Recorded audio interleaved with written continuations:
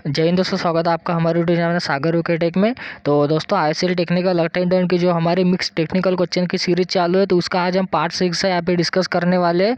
तो दोस्तों अभी तक आपने अगर वो लास्ट के पार्ट 5 अगर नहीं देखे, ठीक है, तो उसको भी वॉच कर लीजिएगा। काफ़ी इंपॉर्टेंट क्वेश्चन जो है मैं इसमें ऐड करते चल रहा हूँ, वो आपको सिलेक्शन ही दिलवा कर जाएंगे। ठीक है, अगर इतना भी आप करके चले गए तो लगभग 75 में से 60 क्वेश्चन आप आसानी से करके आ सकते हो। ठीक है, एक बार सिलेक्शन ले लो दोस्तों को, काफ़ी उसमें जो है आपकी लाइफ बहुत ही अच्छी है।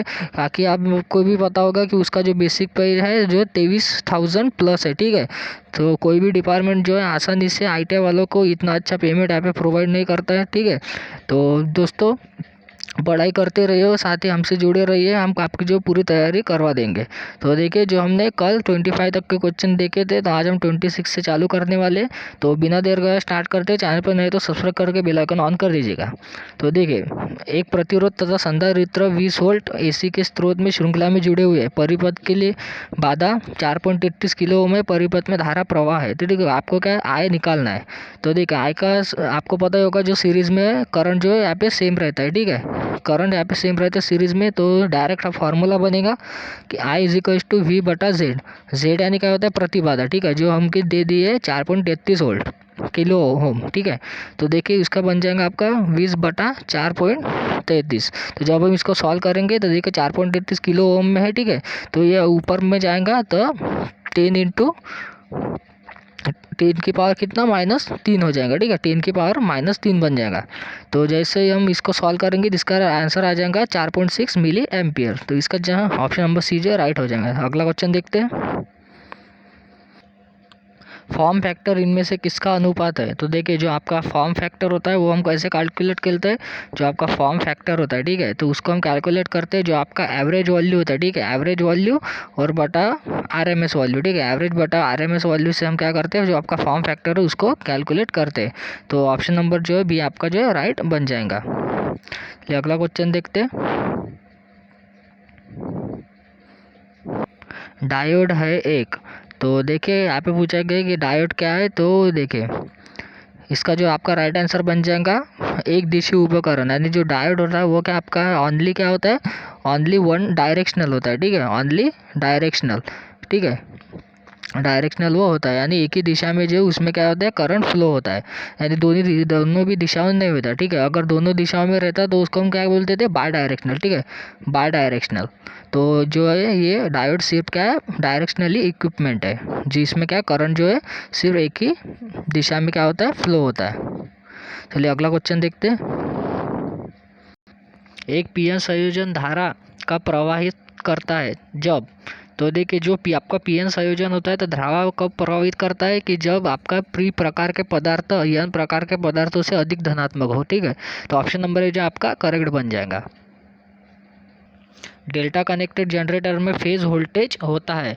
तो देखिए, जो आपका डेल्टा कनेक्शन होता है तो उसमें फेज वोल्टेज आपका जो है लाइन वोल्टेज के √3 बटा होता है। ठीक है, तो आपको मैं कुछ पॉइंट लिखवा देता हूँ, वो करके जाइए। ठीक है, क्योंकि ये काफ़ी इंपॉर्टेंट कॉइन है, काफ़ी बार एग्जाम में पूछे जाते हैं। तो हम सबसे पहले बात करेंगे यहाँ पे जो आपका स्टार कनेक्शन होता है। ठीक है, देखिए, जो स्टार कनेक्शन होता है उसमें जो आपका लाइन करंट है, ठीक है, line current is equal to क्या होता है आपका फेज करंट। और जो आपका लाइन वोल्टेज होता है, लाइन वोल्टेज कितना होता है आपका √3 इंटू क्या होता है, फेज वोल्टेज। ठीक है, तो ये तो हो गया आपका स्टार में। ठीक है, इसको नोट कर लीजिएगा। अब इसको मैं मिटा देता हूँ, तो अब आपको बताता हूँ डेल्टा का। तो देखिए, जो डेल्टा में क्या होता है, जो आपका लाइन करंट होता है वो क्या होता है, इज इक्वल टू √3 गुना होता है फेज करंट के। ठीक है, फेज करंट के। और जो आपका फेज वोल्टेज होता है, ठीक है, तो वो देखिए आपका लाइन वोल्टेज के बराबर होता है फेज वोल्टेज। तो ये हो गया आपका डेल्टा के। ठीक है, ये पॉइंट जो है काफ़ी बार और हर एग्जाम में पूछे जाते हैं। ठीक है, तो काफ़ी इंपॉर्टेंट दोस्तों, इसको नोट कर लीजिएगा। तो इसके मुताबिक अपना जो है आंसर बन जाएगा परिणाम के बराबर। ठीक है, यानी डेल्टा में क्या होता है, फेज वोल्टेज लाइन वोल्टेज क्या होता है, बराबर होता है। तो ऑप्शन नंबर जो आपका बी राइट हो जाएगा। एम्पियर सेकंड इनमें से किसका मात्रक हो सकता है? तो देखिए, जो आपका आवेश होता है, ठीक है, आवेश को हम कैसे रिलेट करते हैं, तो आवेश को हम रिलेट करते हैं क्यू से। तो क्यू का फॉर्मूला क्या बनता है, Q is equal to I into T. ठीक है, तो आई क्या होगा अपना करंट हो गया, और टी क्या हो गया अपना टाइम हो गया। टाइम किस में हम रिलेट करते हैं, सेकंड में, और आई किस में होता है, तो आई होता है एम्पियर में। ठीक है, तो इससे इसका जो है अपना मात्रक क्या बन जाएगा, देखिए एम्पियर और इंटू ये टी का सेकंड, ठीक है। तो एम्पियर सेकंड जो इसका मात्रक बन जाएगा। ऑप्शन नंबर हम बोल सकते जो 4 है, ठीक है, यानी डी जो इसका राइट हो जाएगा। यानी आवेश का ही मात्रक क्या होता है, एम्पियर सेकंड। स्टार कनेक्टेड परिपथ में प्रत्येक लाइन करंट का परिणाम होता है। तो देखिए हम ऊपर आपको पॉइंट नोट करवा लिया था, तो आप भी आंसर देते चलिए। तो देखिए जो स्टार कनेक्टेड होता है उसमें जो प्रत्येक लाइन करंट किसके बराबर होता है, तो वो होता है अपने फेस करंट के बराबर होता है, ठीक है। तो इसका ऑप्शन नंबर सी जो राइट बन जाएगा, अनुकूल फेस करंट के बराबर होता है। चलो अगला क्वेश्चन देखते हैं। चुंबकीय प्रवाह घनत्व मापा जाता है। तो ये सिंपल सा आपको जो उसका यूनिट है जो आपको बताना है। तो देखिए जो चुंबकीय प्रवाह होता है यानी इसे हम क्या बोलते हैं, मैग्नेटिक फ्लक्स डेंसिटी, ठीक है। तो उसका फॉर्मूला क्या होता है यानी यूनिट क्या होता है, तो होता है आपका, ठीक है, वेबर पर मीटर स्क्वायर, ठीक है, वेबर पर मीटर स्क्वायर, या फिर इसको हम क्या बोलते हैं, टेल्सा, ठीक है, टेल्सा जिसे हम बोलते हैं। तो इस ऑप्शन नंबर ए जो है अपना राइट हो जाएगा। तो ये भी आप याद रखिए, ये यूनिट भी काफ़ी बार पूछा जाता है, वेबर पर मीटर स्क्वायर। तो अगला क्वेश्चन देखते हैं। किसी हीटर पर 230 वोल्ट 10 किलोवाट और एसी अंकित है, तो 230 मात्रा से आप क्या समझते हैं। तो देखिए जो आपकी 230 मात्रा यानी उसकी जो रेटिंग है वोल्टेज में, तो उसे हम क्या कहते हैं, तो आरएमएस वोल्टेज कहते हैं, ठीक है, आरएमएस वोल्टेज वो कहलाता है। तो ऑप्शन नंबर बी आपका राइट हो जाएगा। डायोड, तो देखिए यहाँ पे सिर्फ डायोड दिया गया है, तो आपको डायोड के बारे में क्या क्या सही है वो सभी बताना है। तो देखिए मैं काफ़ी जो तीनों पॉइंट यहाँ पे सही है, मैं पूरा ये यहाँ पे टाइप किया हूँ, तो आप तीनों भी पढ़ के जाइएगा, ठीक है। तो इसमें से कोई भी पॉइंट आपको क्वेश्चन में देखने को मिल सकता है। तो देखिए एक अर्धचालक उपकरणों का सरलतम रूप है, एक साधारण स्विच को मिलाने का गुण रखता है, ठीक है। और साथ ही क्या होता है, एक 2 टर्मिनल वाला उपकरण है, ठीक है। तो इसमें 2 टर्मिनल होते हैं। तो इसका एक बार सिंबल मैं आपको दिखा देता हूँ। तो देखिए इस तरह का एक डायोड होता है, ठीक है, इसे हम क्या कहते हैं, डायोड कहते हैं। तो आपको कभी कभार सिंबल में भी वो पूछ लेता है, ठीक है, एनोड और कैथोड, ठीक है, ये एनोड और एक कैथोड होता है। तो चलिए अगला क्वेश्चन देखते हैं। इसका तो राइट आंसर आपका ऑप्शन नंबर डी हो जाएगा। प्रवेश्यता यानी जिसे हम एडमिटेंस कहते हैं, तो उसका मात्रक होता है, ठीक है। तो देखिए उसका मात्रक क्या होता है, पहली बात तो मैं आपको एक फॉर्मूला नोट करवा रहा हूँ, तो उसका आप ध्यान से पढ़िएगा, ठीक है। एक वाई इजिकल्स टू क्या होता है, देखिए वाई इजिकल्स टू होता है आपला जी प्लस बी, ठीक है, Y equals to G plus B होता है। तो उसमें मैं आपको बता देता हूँ।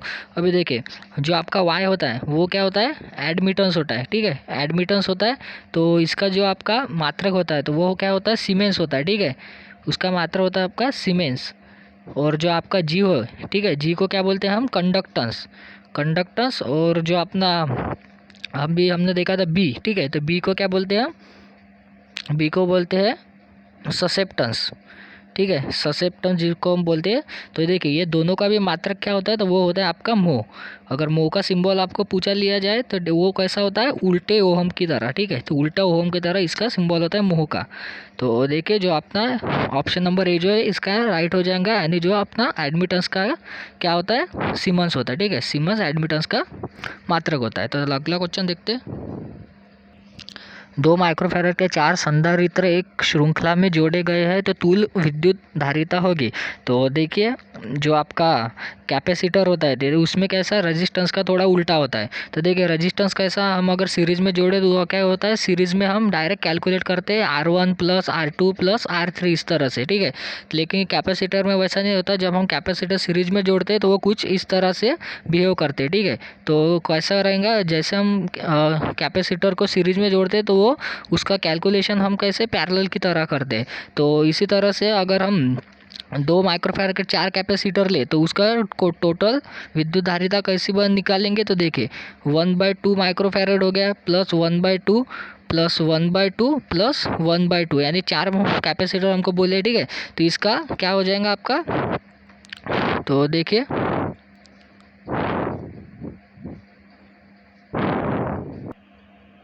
तो जब हम इसको कैलकुलेट करेंगे तो देखिए यहाँ पे अपना आंसर आ जाएगा 4/2 इंटू जो हमारा माइक्रोफैराड में दिया था 3 का घातांक -6, हम इसको लिख सकते हैं। तो देखिए जब हम सॉल्व करेंगे तो ये 2 से कट जाएगा। तो देखिए यहाँ पे आ जाएंगे फिर अपना जब ये ऊपर जाएगा, ठीक है, ये ऊपर जाएगा, यानी क्या होता है जब भी हम पैरेलल में कैलकुलेट करते हैं तो लास्ट में जो है ये इसको सीधा कर देते हैं, ठीक है, यानी जो हम 1/r होता है तो इसको सिर्फ हमको क्या r के रूप में लिखना होता है। तो ये अभी 1/c के रूप में, ठीक है, ये 1/c के रूप में है, तो हमको क्या c के रूप में इसको लिखना है। तो हम क्या करेंगे, इसको उल्टा कर देंगे तो फिर आ जाएगा 10 इंटू यानी 10 की पावर माइनस यानी +6 आ जाएंगे फिर, ठीक है, यानी 10 की पावर 6 आ गया और नीचे आ जाएंगे 2। तो इसका कितना बन जाएगा फिर, इसको जब हम काटेंगे तो देखिए 5 का घातांक 6, यानी हम क्या बोलते हैं फिर 5 इंटू 10 की पावर 6। तो इसका जो है आ जाएगा आंसर अपना 0.5 मेगा फैरेड। अगला क्वेश्चन देखते हैं। रिलेक्टेंस को मात्रक है, तो देखिए जो रिलेक्टेंस का मात्रक होता है तो रिलेक्टेंस का एक फार्मूला होता है, ठीक है, रिलेक्टेंस का फार्मूला इजिकल्स टू होता है अपना एमएमएफ, ठीक है, एमएमएफ बटा आपका होता है फ्लक्स, ठीक है। तो देखिए आपका जो एमएमएफ का फार्मूला होता है, फिर एमएमएफ किस में हम डिफाइन करते हैं, तो एमएमएफ होता है एम्पियर टर्न में। अगर फ्लक्स की बात करें तो फ्लक्स हम लिखते हैं वेबर में, तो इसका एम्पियर टर्न पर वेबर जो है मात्रक हो जाएगा। ऑप्शन नंबर बी इसका राइट हो जाएगा। निम्नलिखित में से उच्चतम चुंबकीय परागम्यता किसकी है, तो ठीक है, जो परागम्यता यानी क्या बोलिए हमको, परमिएबिलिटी, ठीक है, परमिएबिलिटी परमिएबिलिटी पूछा गया है। तो देखिए जो सबसे अच्छी परमिएबिलिटी होती है तो वो होती है आपकी लोह चुंबकीय पदार्थ, ठीक है। तो ऑप्शन नंबर सी जो इसका राइट हो जाएगा। 5.5 माइक्रोवेबर फ्लक्स और 6 इंटू 10 की power -3 metre square cross sectional क्षेत्रफल के फ्लक्स का फ्लक्स घनत्व क्या होगा। तो देखिए क्या होगा, तो इसका सिंपल सा एक फार्मूला होता है अपना फ्लक्स डेंसिटी का।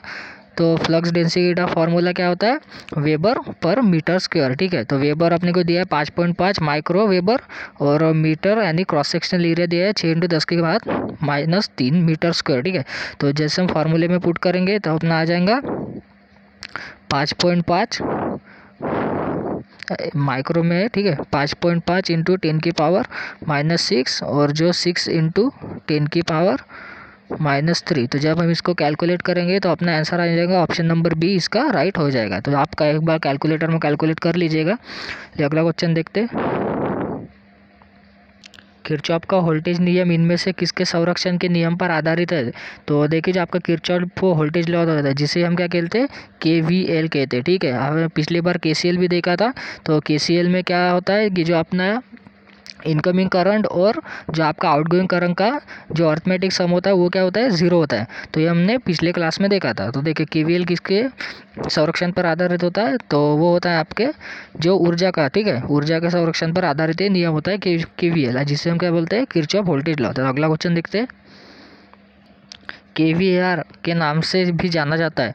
तो देखिए जो KVAR होता है मैं आपको 3 पॉइंट यहाँ पे लिखवा देता हूँ। तो देखिए सबसे पहले अपीरेंट पावर, ठीक है, अपीरेंट पावर, फिर अपने आता है रियल पावर या फिर ट्रू पावर जिसे बोलते हैं, फिर आती है एक रिएक्टिव पावर। तो देखिए 3 पावर का मैं आपको फार्मूला लिखवा देता हूँ। तो देखिए जो आपका अपीरेंट पावर का होता है तो वो आता है किलो वोल्ट में सिर्फ। अगर बात करें रियल पावर का तो वो आता है किलो वैट में। और अगर बात करें अपनी रिएक्टिव पावर की तो वो आता है KVAR में, ठीक है। तो रिएक्टिव पावर को हम क्या बोलते हैं, प्रतिक्रियात्मक शक्ति। तो ऑप्शन नंबर ए जो इसका राइट हो जाएगा। ये 3 भी आप नोट कर लीजिएगा अपने बुक में, अभी काफ़ी इंपॉर्टेंट है और काफ़ी बार पूछे जाते हैं। तो अगला क्वेश्चन देखते हैं। इलेक्ट्रोप्लेटिंग इनमें से किस पर होती है। तो देखिए जो आपकी इलेक्ट्रोप्लेटिंग होती है वो सिर्फ किस पर होती है, जो आपका नेगेटिव कंटेंट होता है, ठीक है, नेगेटिव कंटेंट पर, यानी वो होंगे आपके केवल सिर्फ कैथोड पर ही क्या होती है, इलेक्ट्रोप्लेटिंग होती है। तो ऑप्शन नंबर इसका राइट हो जाएगा। किसी शुद्ध प्रेरण परिपथ में एक पूर्ण चक्कर में कितने पावर की आवश्यकता होती है। जेके जो आपका शुद्ध परिप्रेरण परिपथ होता है तो एक जो हम पूरा सर्कल यानी एक चक्कर लगाते हैं तो उसके लिए आपकी 0 पावर की आवश्यकता है, कोई भी पावर की आवश्यकता यहाँ पे नहीं होती है। तो ऑप्शन नंबर सी राइट हो जाएगा। निम्नलिखित में से किस धातु का प्रयोग स्क्राइबर बनाने के लिए किया जाता है। तो जो आपका हाई कार्बन स्टील है उसका प्रयोग जो स्क्राइबर बनाने के लिए किया जाता है। ऑप्शन नंबर सी जो आपका राइट हो जाएगा। तो अगला क्वेश्चन देखते हैं। ड्रेवन शाफ्ट को पावर में कैसे बदला जाता है। तो देखिए जो आपका ड्रेवन शाफ्ट होता है तो उसको पावर में बदलने के लिए परमानेंट चेंज और टेम्पररी चेंज ये दोनों का भी क्या होता है, उपयोग होता है, ठीक है, परमानेंट चेंज और टेम्पररी चेंज। तो ऑप्शन नंबर आपका सी जो है राइट हो जाएगा। तो अगला क्वेश्चन देखते हैं।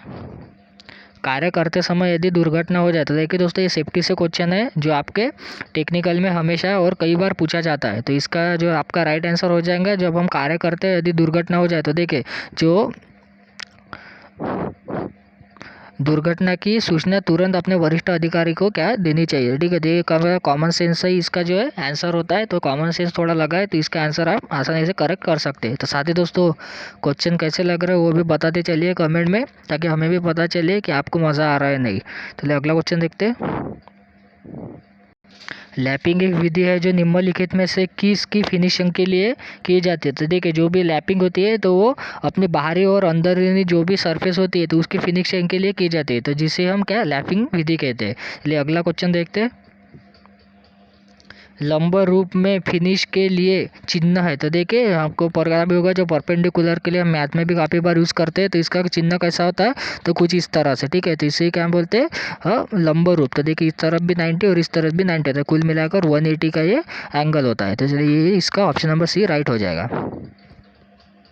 यूनिवर्सल वेबल प्रोटेक्टर का मुख्य लक्षण है। तो देखिए जो आपको यूनिवर्सल वेबल प्रोटेक्टर होता है तो इसका लिस्ट काउंट 5 इंच होता है। ठीक है, इसका लिस्ट काउंट होता है 5 इंच। इसकी लाइन एडजस्टमेंट भी की जाती है और इसके साथ हाइट गेज अटैचमेंट आता है। तो देखिए तीनों पॉइंट आपके राइट हो जाएंगे।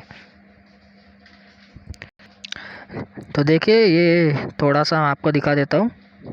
तो इसे हम क्या कहते हैं, मिनट कहते हैं। ठीक है, जो इसका लिस्ट काउंट क्या होता है 5 मिनट होता है। ठीक है, तो देखिए जो अपना पहले आता है डिग्री, फिर आता है आपका मिनट और फिर आता है सेकंड। तो इसे हम क्या सेकंड कहते हैं, जिसमें 2 लाइन होती है ऊपर। तो ऑप्शन नंबर ए इसका राइट हो जाएगा। और ऑप्शन नंबर ए, बी और सी यदि तीनों इसके राइट हो जाएगा ना, ऑप्शन नंबर डी इसका राइट आंसर बन जाएगा। ट्राई स्क्वायर के बिल्कुल नीचे अंडरकट लगाने का मुख्य कारण, ठीक है, तो उसका मुख्य कारण आपको बताना है। तो देखिए जो आपके जॉब के किनारे की बर को स्थान देने के लिए, ठीक है, ट्राई स्क्वायर के बिल्कुल नीचे एक अंडरकट लगाते हैं। किसको, तो जॉब के किनारों की बर को स्थान देने के लिए। ठीक है, जो अपना ट्राई स्क्वायर होता है उसके नीचे एक अंडरकट हम लगाते हैं। तो ऑप्शन नंबर डी से इसका राइट हो जाएगा। हैमर का आई होल अंडाकार तथा सेंटर की ओर टेपर होता है, क्योंकि देखिए ये इसलिए होता है कि जो अपना हम क्या कर सकते हैं, इसमें हैंडल पर वेज लगाई जाती है। ठीक है, जो हैंडल पर हम वेज लगाई जाते हैं इसलिए क्या होता है, जो आपका हैंडल का आई होल अंडाकार तथा सेंटर की ओर टेपर होता है। तो ऑप्शन नंबर डी इसका राइट हो जाएगा। नकल दैड किस आकार का होता है। तो देखिए जो आपका नकल दैड होता है वो कुछ इस तरह से यानी अर्ध गोलाकार आकार का होता है। तो ऑप्शन नंबर सी इसका राइट हो जाएगा। रिवीटिंग कितने प्रकार के होते हैं। तो देखिए दोस्तों ये जो क्वेश्चन है काफ़ी बार जो एग्जाम में भी पूछा जाता है। तो जो आपका रिवीटिंग है वो कुल मिला के 2 प्रकार के होते हैं। ठीक है, तो रिवीटिंग के अगर प्रकार पूछे जाए तो वो 2 प्रकार के यहाँ पे होते हैं।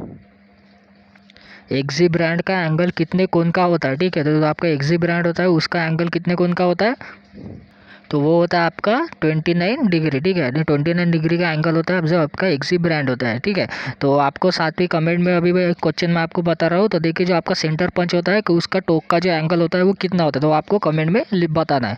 तो दोस्तों आज के इस वीडियो में इतने ही क्वेश्चन थे। तो इससे और भी क्वेश्चन हम इसके अगले पार्ट में डिस्कस करने वाले हैं। तो साथ ही आपको वीडियो कैसा लगा कमेंट में भी लिखते चलिए। अच्छा लगे तो लाइक करना, चैनल पर नहीं तो सब्सक्राइब करना और बेल आइकन को ऑन करना ना भूलना। ठीक है, और साथ ही अपने दोस्तों को भी ज़्यादा से ज़्यादा जोड़ते चलिए और साथ ही अपने जो है पढ़ाई चालू रखें। तो चलिए दोस्तों मिलते हैं नेक्स्ट वीडियो में। जय हिंद।